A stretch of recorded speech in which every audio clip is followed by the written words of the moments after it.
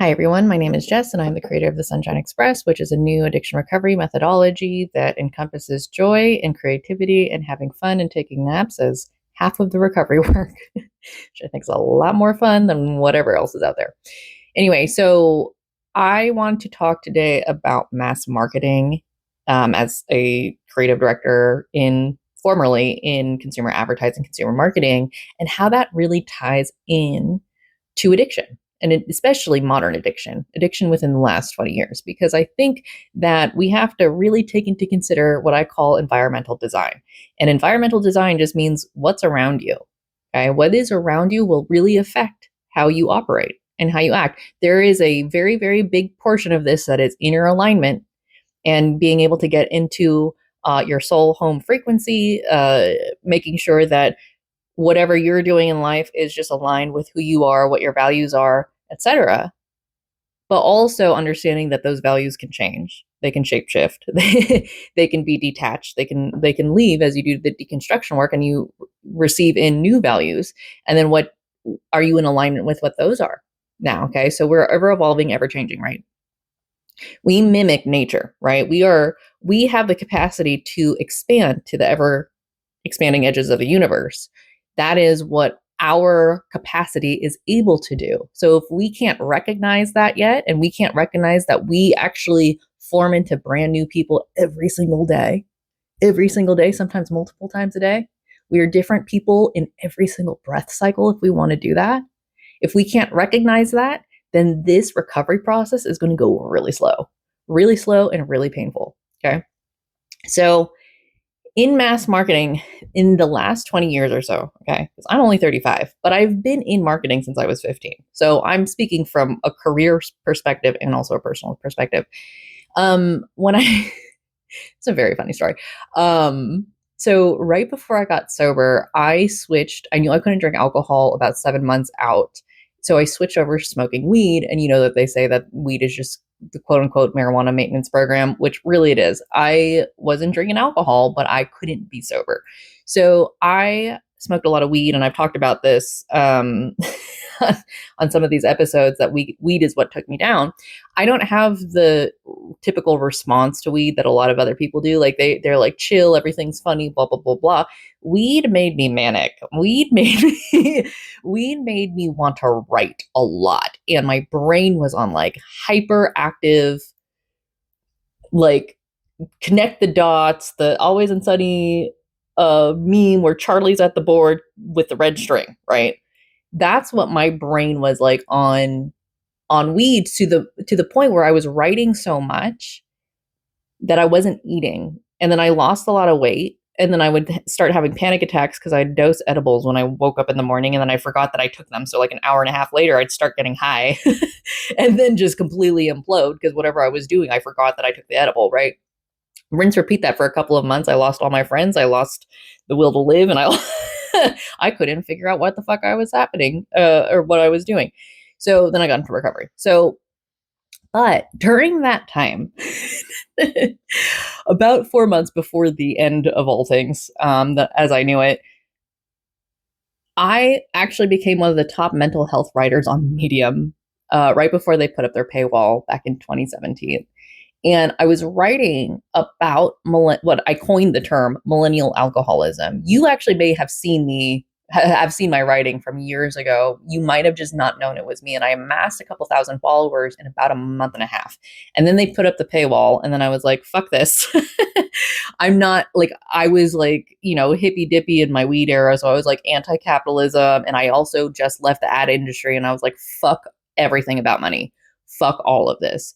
And so I spent a lot of time just writing and trying to process all the stuff that I had seen working with these people in advertising. And like, it's not that they were bad people, because I think we were all there for the same reason. We just wanted to be creative.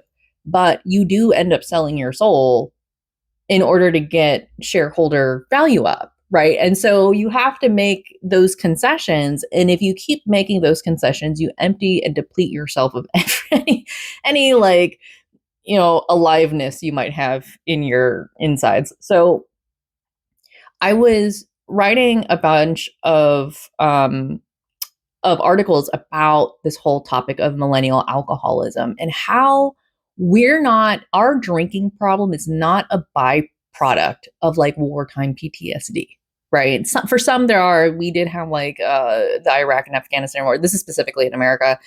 So we have combat veterans coming from there, but we didn't have like World War II or World War I, where a lot of the prohibition was coming out of, where a lot of the regulatory systems were happening or surrounding alcohol. And then when people started discovering psychedelics, right, in the 60s, it was like, no, you can't do that. Let's ban those, but let's amp up, or, alcohol advertising, or cocaine came in, right? So there's a lot of like legislative things that happen that have increased the amount that alcohol can be purchased in America. And on top of that, like there are countries that don't allow alcohol advertising at all.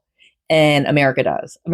You can be 4 years old in the backseat of a parent's car and drive down a highway and see like 7 billboards for alcohol. So it's really this quote, what they call, grooming, indoctrination, right? From a very early age, where we say, okay, alcohol usage is totally fine. It's totally normal. It's a cultural thing, right? Which, sure, whatever. But also as a sober person, you have to ask yourself, well, environmental design wise, is this conducive to what I'm trying to do with my life? Is this conducive to a healthy society? Is this conducive to good mental health? There are many dozen studies that say that the appropriate amount of alcohol to drink is 0%. Not one drop of alcohol is the best outcome for your life. And we know that, and yet still alcohol advertising and billboards is still widely allowed in the United States. So we have to ask ourselves then, what the fuck? You know what I'm saying? I recorded a episode a couple of episodes ago, which was saying, here's a thought experiment. If you had never known that alcohol existed in the first place, could you ever get addicted to alcohol? No. Right? No. And that doesn't necessarily remove the underlying behavior in which we would need a coping mechanism such as alcohol, something that would numb, anesthetic, whatever, because if we didn't have alcohol, it might be something else. It might end up being religion that we're addicted to, right? We are so tunnel visioned into that, we will believe anything about it, and it actually degrades our mental health at a certain point. I think religion at a certain point can be great for community building, can be great for learning. And just like wealth hoarding, you tip over that edge and it becomes a psychosis. So, and you can go into like Buddhism about finding balance in life. And I think everything in moderation, including moderation, whatever. But consuming, when we talk about consumer behavior and consumer culture, every brand on the face of the planet is trying to hook you into being a brand ambassador, an unpaid brand ambassador, where you're going around wearing their shirt with their logo on it that you paid for free. And they want you walking around with this, beer brand logo at the country concert, and you're drinking their tall boy, and you're saying, yeah, I feel like a man. Like, that's the kind of shit that they're creating a brand ambassador in you, and you don't even realize it, right? And so, and I say that being a person that used to do that for a living, and it's crazy. And like, this is why I very intentionally try not to have any brand names on anything that I wear. There are a handful of things that I can't escape. I do have a pair of Crocs. Actually, I bought an updated pair of Crocs and they suck, so I'm not going to wear them anymore. And there are some cute little like Hello Kitty things I might wear or whatever, just for funsies.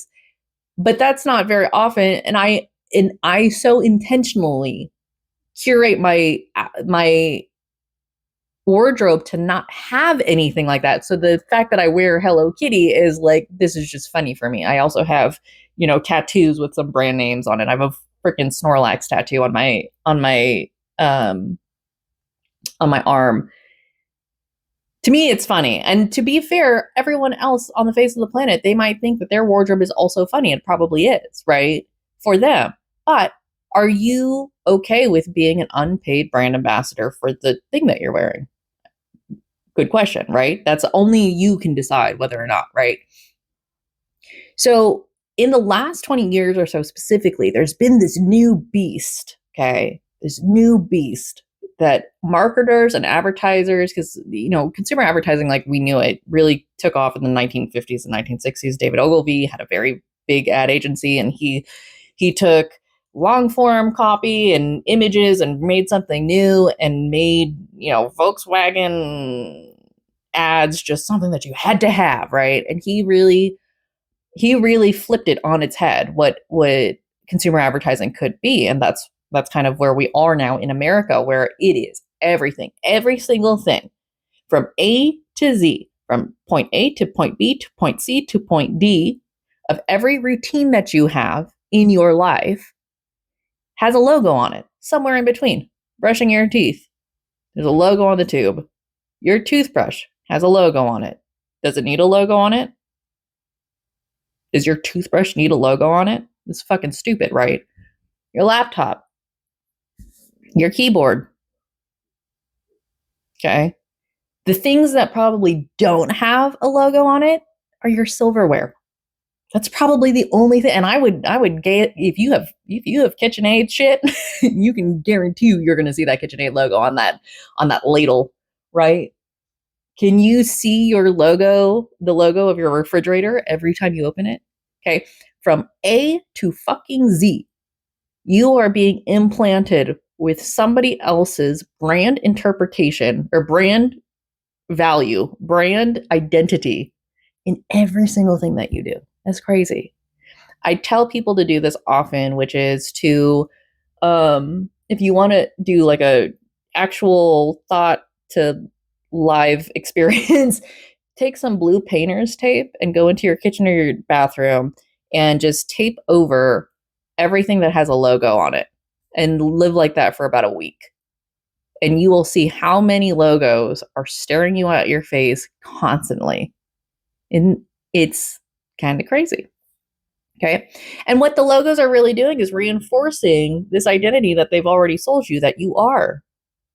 So to change, to be like, oh, I'm no longer drive this kind of car because they said this political statement or they donated to this political campaign, and to shift to buying a new car, why does that feel like your identity has been fucked with? Why does that feel like that? Because they're intentionally cultivating the whole experience to be part of who you are. And it's crazy. So in the last 20 years, much like cocaine was in the 1970s and 1980s, alcohol was upticking as the new craze for millennials because we were the new purchasing power. We were the new generation. We were going to be college educated because they were really harping on our parents, right, to make sure that we went to college. And this whole universe of digital marketing was coming online. YouTube was brand new, 2005, right? 2004, 2005. Google was barely, a middle schooler, if you're going to say that in age brackets. Okay. We were petrified to say something disturbing online because we did not know how it was going to affect our resumes, our job hunting. If we had said something offensive, Jenna Marble, whatever, was famous then, right? And we were starting to post on Instagram, beer pong, and Mike's Hard Lemonade was coming up. Smirnoff, Fruit Loops vodka, whipped cream flavored liqueur, and the craft beer scene were all starting to kick off. And coincidentally with that was food science and flavor engineering. Okay. You only got whipped cream flavored liqueur because the food scientists would go in and genetically modify the flavor, scientifically modify that flavor. So it could taste like whipped cream. You took the alcohol, the burn of the alcohol out. Now you're removing the blockers from people liking alcohol, right? I got sober before White Claw was a thing. And I ask people, I'm like, what does it taste like? They're like, it tastes like juice. That's dangerous. Remember when like jungle juice was the thing that was like, oh, be careful for that. It doesn't taste like alcohol. Well, now we have it sold to us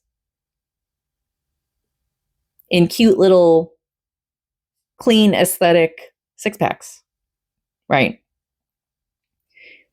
So we go through our wave of this millennial alcoholism phase, and it's really kicked off by tailgating at college football games and partying, yada, yada, yada. And it's also this introduction of new alcohols. This is novel to us. Mike's Hard Lemonade, Ciroc. Now we have celebrities launching alcohol lines. Oh my god, I'm gonna go do table service because I want to have this $700 bottle of $20 vodka at this table so I can take a picture and put on Instagram, right?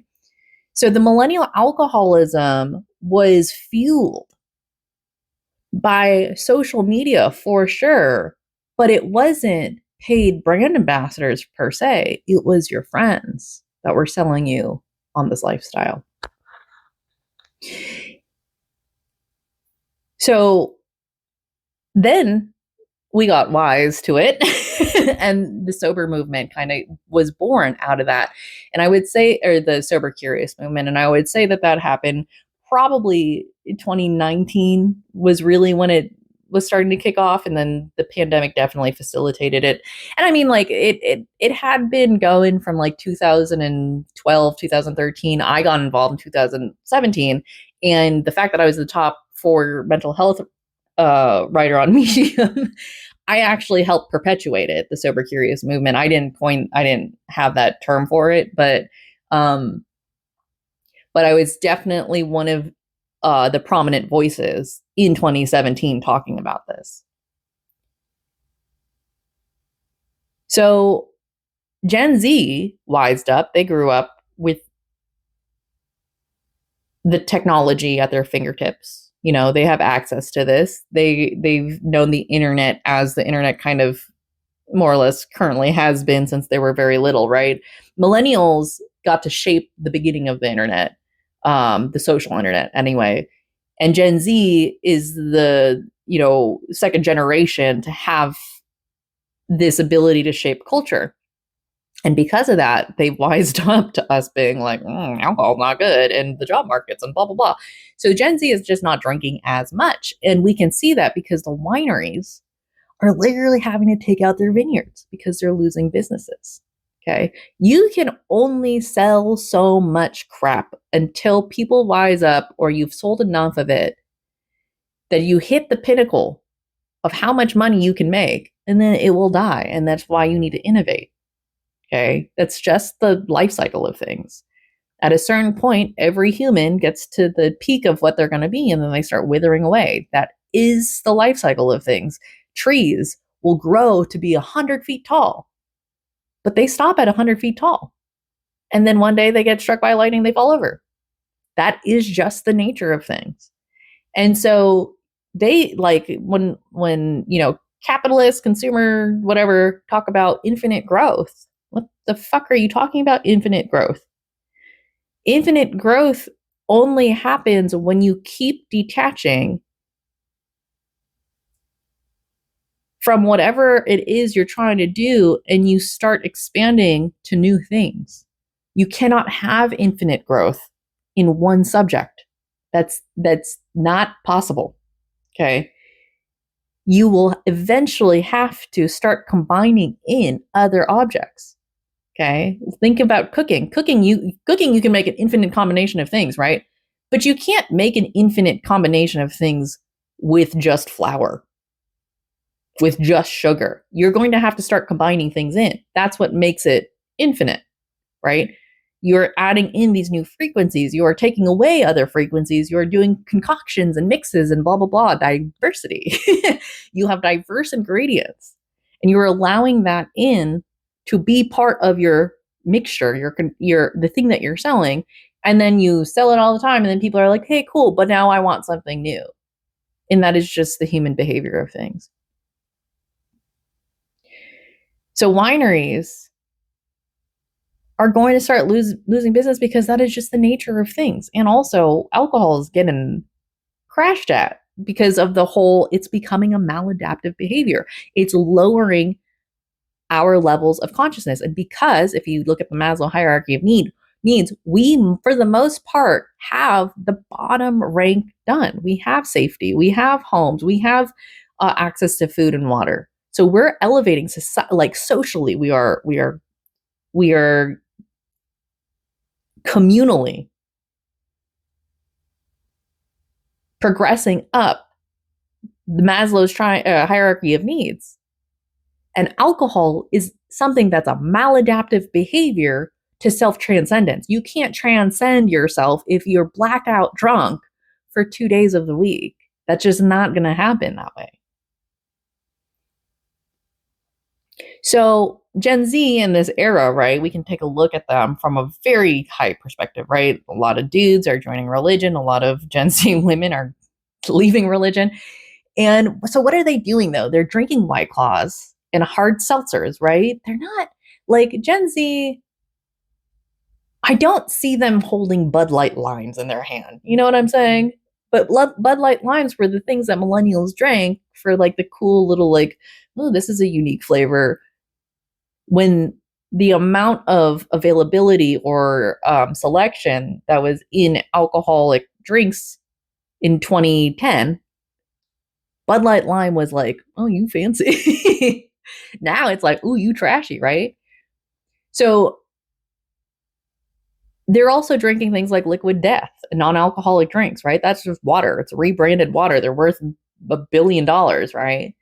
And they're also eating edibles and doing psychedelics, and they're smoking vapes, right? They're popping Zins. They're also on social media and they're in crypto, right? And they're going to music festivals. But more importantly, they're all doing therapy. And when you start doing therapy and when you start deconstructing and really becoming self-aware, you stop drinking so much. Because at a certain point, you say, well, what's the root of my anxiety? Oh, well, it's because I have fear of all of these things. Well, what are your behaviors that you're doing? Well, I'm drinking a lot. Well, drinking also upticks the amount of cortisol that you have in your body, which can make you anxious and depressed. Oh, okay. So if I quit drinking, my anxiety will go away. And have you heard how many people have said that their anxiety is no more because they quit drinking? Fantastic. Right? So let's talk about marketing as a whole, okay? Marketing primarily is a formula of creating a consumer need and then filling it with the thing that you want to sell, right? So we've kind of talked about that. We're like, hey, these brands want to sell beer, but we need to make it a need first. We need consumers to really want this thing. So how do you make it a need? Oh, you pair it with celebrities. Oh, I want to be like her, so I need to be drinking the things that she's drinking, wearing the things that she wants to wear, right? And what realistically my job was to create consumer trust, which would turn into consumer conversion and then would turn into consumer dependency, which I've said this before. I used to create addictions. This is how you create an addiction. I'm your friend. Now you're going to trust me. Then I'm going to sell you on things because you trust me. And then you're going to start giving me your money. And then I'm just going to be the thing that you go to now because I've become part of your identity. So in general, though, marketing, it's just like AI or the internet or a car, and it's not necessarily good or bad, but the intention behind it will dictate whether it's good or bad or what you perceive as good or bad, because good and bad is a law of relativity thing, right? It's all relative whether or not you deem something good or bad. So I'll give you an example. Public for good marketing for nonprofit branding and outreach like public services, right? Is that good or bad? Generally, you'd be like, oh, that's good. Well, what if you found out that one of the nonprofits is actually a super racist, white supremacist organization that's feeding a lot of these other nonprofits that are doing injustices in the world? Well, now that's not a good thing, right? So it's all relative, right? Or if you're on the board of those organizations, you're like, this is great, right? Again, low frequencies for some people will be high frequencies for other people, and vice versa. And then bad marketing in general, bad, quote, bad, is totally subjective. Because is it bad if it's effective? Okay. Is it terrible marketing if it got 10 million people talking about your brand overnight? We don't know. Is that good or bad?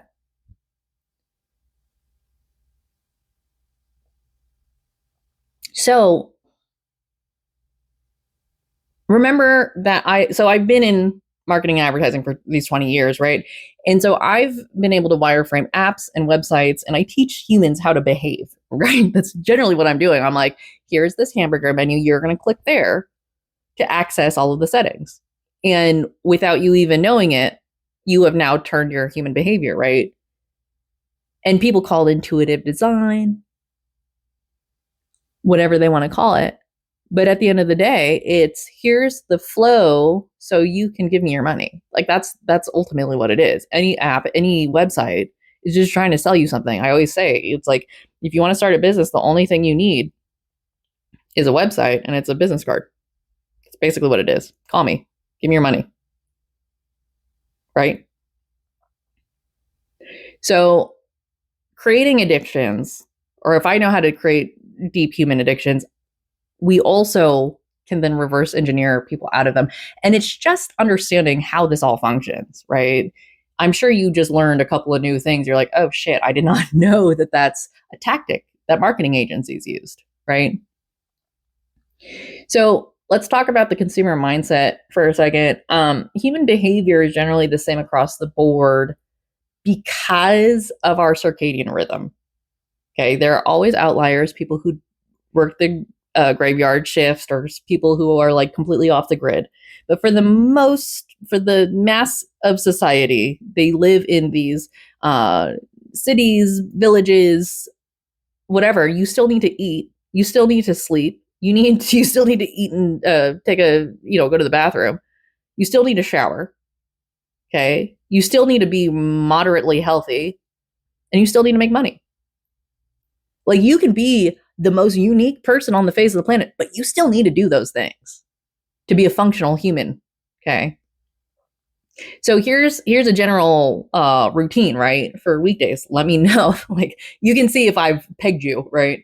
So weekdays, in some time frame, you're going to sleep, then you're going to wake up, you're going to do a morning routine, you're going to go to work, school, do something, then you may or may not eat lunch, then you're going to do more stuff, then you're going to go to dinner, then you're going to maybe hobbies, socialize, family time, and then you're going to sleep again. That's on weekdays.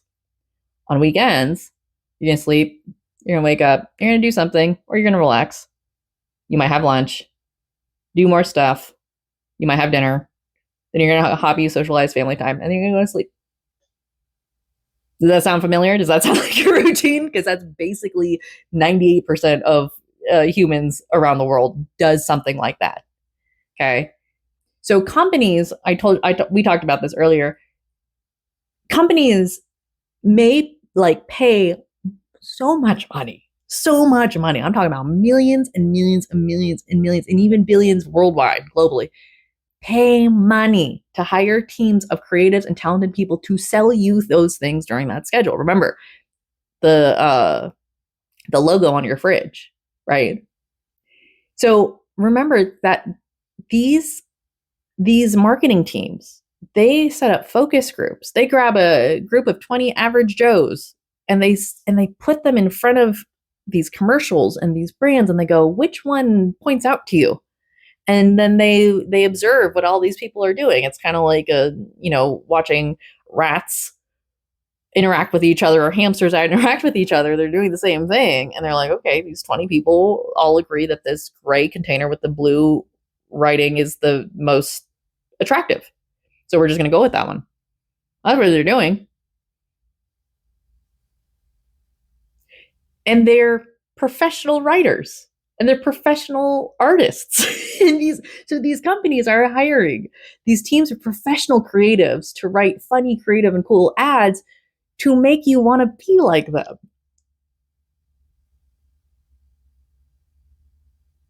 And it's all to build this trust, all to build conversion, and all to build dependency, and then all to make you become an unpaid brand ambassador, and then all to become addicted to that brand.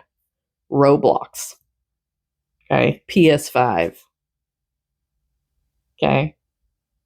And then when they add in your social network into that, and now we're a community. Now we're a family. No, they just want you to give them your attention and money. So the thing too about these large corporations is that they have the time and money to wait. They can afford to wait for you to become a converted brand consumer. Okay. So the biggest questions is that I would want to leave this with is, did you ever opt into billboards along the highway? And can you opt out?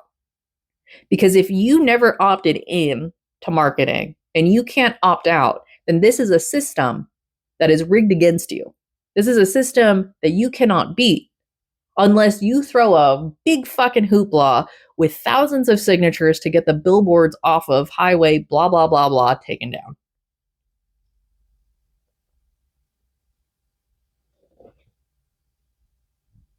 Okay. So I want to give you a little marketing mumbo jumbo jargon, which is reach and frequency. So the reach is the number of people in your audience that will see it. So like your reach might be 10,000 people. Your reach might be 50,000 people. Your reach might be, if you have a billboard along Highway 101 in California, your reach might be 100,000 people every day, right? And then so the value of the billboard along that you have that reach for will increase based on how many cars they know that it's going to be passing every single day. And then the frequency is the amount of time that you see your logo. So say 100,000 people pass by this billboard every day, but say you have 4 billboards in a row with your logo on it. Well, now you just increased your frequency, right? By 4x. So it might as well be that you just hit 400,000 instead of 100,000 cars, right? Because that logo is setting a little neural pathway in your brain.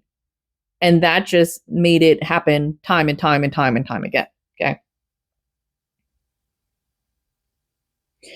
So the more that you see their logo, and it's on average, I think it's like 10 times or something like that in a shorter, in some sort of time span. So if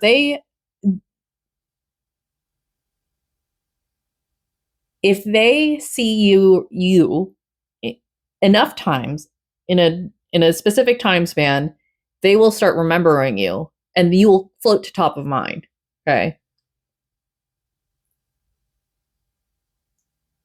And when we think about addiction and what it is, in the way that I think about addiction, is that it's an identity crisis. Because you say, oh shit, I can't drink this beer brand anymore that I have grown up with and seen a million times. And when I go to the store, I feel comforted by the fact that I'm going to go down the alcohol aisle and, oh, thank God. Because this alcohol company has told me that my entire amount of courage and confidence comes from this alcohol brand. I am cool because I do this. But if I don't do this anymore, I'm no longer cool. I'm no longer sexy. I'm no longer smart or intelligent. I'm no longer one of the bros. I'm no longer one of the girls. Because I'm not going to drink this little wine spritzer. I can't do that anymore. So now I've lost who I was. Well, shit. Let me get into recovery. Let me get into the 12-step program and then them tell me that I'm an alcoholic and I have character defects. Great. What do you think that pipeline does to people. When I was early on in recovery room, somebody had told me that there was like a theory that there was a 7 to 10% success rate in AA. And I was like, in what fucking world would a business be sustainable or profitable or alive if their success rate was 7 to 10%? That's insane to me. But yet here's this community that's thriving. Realistically, there are millions of members worldwide. They have meetings around the clock. And they're going based on this thing that keeps telling people that basically sounds like you're a sinner and you need to repent. And you need to apologize to everyone for your existence. That's what that sounds like to me. And it's like, of course they would be growing, because guilt is a very good way to get customers.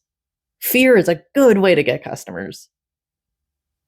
And when I think about AA as a brand, because that's literally what it is, I think about the brand ambassadors, because step 11 is go proselytize, go save other people, right? Or maybe that's step 12. Go share this message with alcoholics who are still suffering, right? You're an unpaid brand ambassador. Okay, that's fine. You're trying to save people, right? Quote unquote, save people. Again, very religious speak. You're trying to help people turn their lives around by bringing them into this world, surrounding them with people who believe that they are hopeless, diseased. I will never recover. It works. I have no idea why this works, but I'm still here. Environmental design, y'all. How does that work? How does that happen? How does it make any sense in a modern world? So remember that in branding and marketing and the consumer mindset. Oh, and by the way, I'm just going to reiterate this. Bill W. was an American businessman. And then Bob was a surgeon or a doctor or something like that. So just drop that in the bucket, right? When you think about AA. And I have no shade to AA. I use it for the community. And I think that it's good that something is there, because something would have had to be there. If not AA, would have been some other organization. So just to reiterate on some other things. So the consumer mindset, if you're the consumer and I am the marketer, I am the brand, this is what I'm trying to do to your brain right now, as a handful of things, by you consuming a magazine, social media, whatever. And I'm not saying that marketing is bad, because a lot of marketing has been unknown artists becoming really well known overnight and being able to lift their whole community out of poverty. Okay, because of things like that. It's not necessarily a bad thing. It's just how it's being used and for what intent. That's where it gets kind of shifty, right? So if I am a marketer, this is what I'm trying to do to your brain. So you have the knowledge, you have the wherewithal. You can now say, when you see any ads, you can be like, oh, this is what they're trying to do to me. Okay. I'm going to try to introduce you to a problem that you didn't know you had. I'm going to make you aware of something that you didn't even know was a problem for yourself. I'm going to create some sort of fear or lack in your mind, or amplify an existing fear. And then I'm going to bring it to your conscious awareness. I also might be showing you a solution to a problem that you do genuinely have. I might be showing off innovation and creativity. Okay. This is where this whole like marketing is not necessarily good or bad. It's in a large part a necessary evil, but then also it's like, yes, this is awareness because this is a problem that needs to be solved, right? What I'm also trying to do is get you to remember me, and then like me, and then love me, and then spend money with me, right? And then ultimately what I'm trying to do is get you to tie your identity to me. Okay? For example, if you drive a Mercedes, it means something. It means something if I wear Nike. It means something. No, you're driving a car and you're wearing shoes.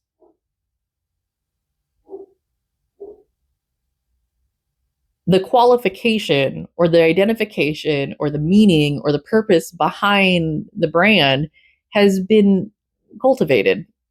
Creativity, it might stem from somebody's underdog story, sure, for sure. Like that's not, and Nike has done some things to sponsor kids sporting events and all that, and they have done some decently good work. And also they, you can look into how they operate. I'm not going to say anything.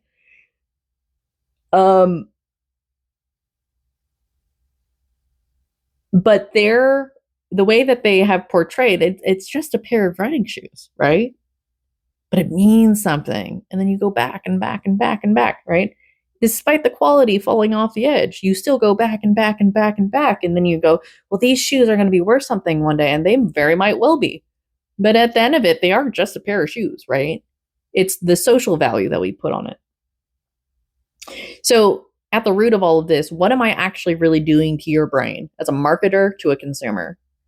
I am accessing your subconscious and unconscious. Okay. You have 3 levels. You have your conscious, your subconscious, and your unconscious. And I'm bypassing your conscious.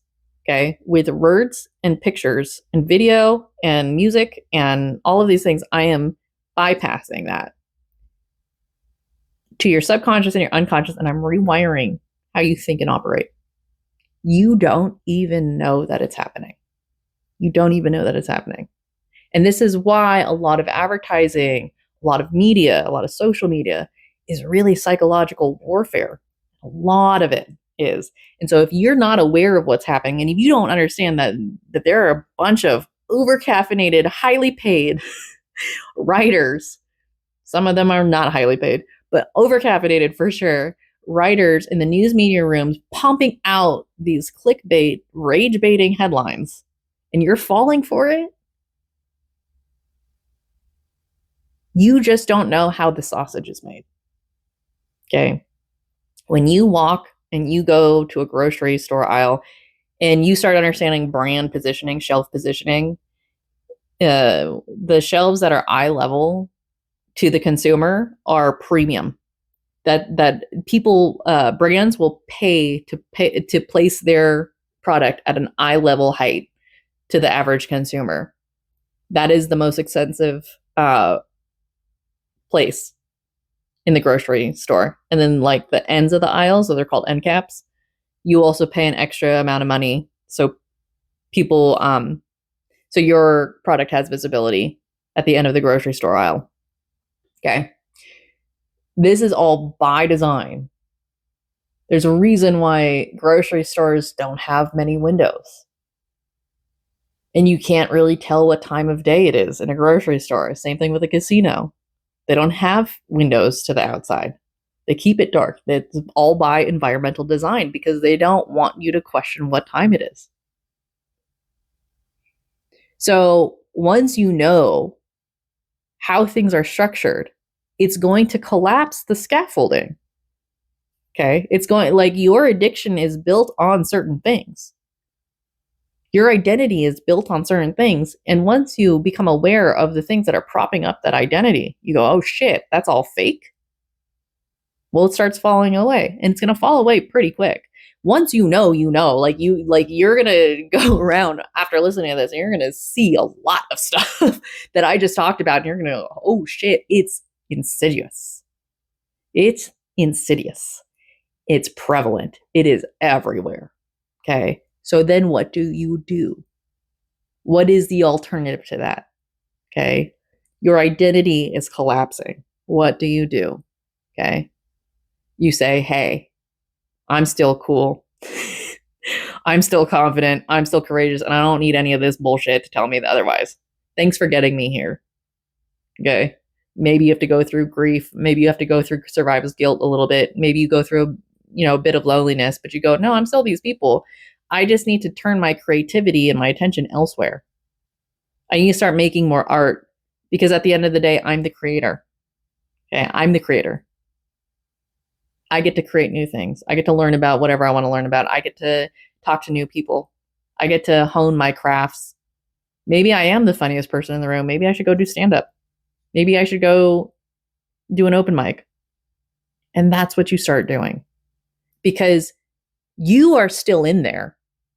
Your identity has taken shape because you were attracted to those things that those brands were selling you. You're cool, you're cute, you're comfy, you're all of those things can still remain. It's just you don't need the products to get you to that frequency. You don't need the products anymore to be that person. So let go of the brand association and then just be more you. All right, y'all. Have a good one.